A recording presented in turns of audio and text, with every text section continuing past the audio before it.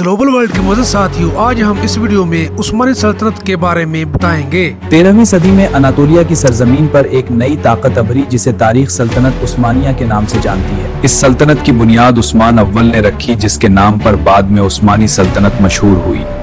عثمانی فوج اپنے انصاف، نظم و ضبط کی وجہ سے بہت تیزی سے طاقتور ہوتی گئی اور 1453 میں وہ لمحہ آیا جب قسطنطنیہ پر پرزور حملہ شروع ہوا۔ سلطان محمد فاتح نے قسطنطنیہ فتح کر کے تاریخ کا رخ بدل دیا۔ جلد ہی سلطنت عثمانیہ 6 براعظموں تک پھیل گئی اور دنیا کی عظیم طاقت بن گئی۔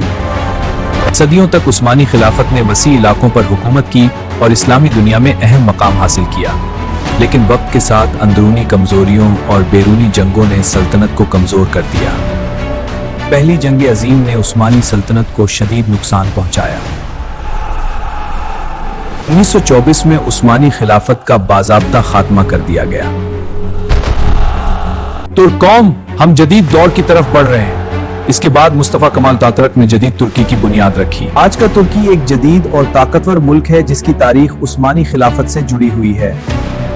عثمانی سلطنت کا عروج و زوال آج بھی تاریخ کا ایک عظیم باب سمجھا جاتا ہے۔ یہ داستان ہمیں یاد دلاتی ہے کہ طاقتور سلطنتیں بھی وقت کے ساتھ بدل جاتی ہیں۔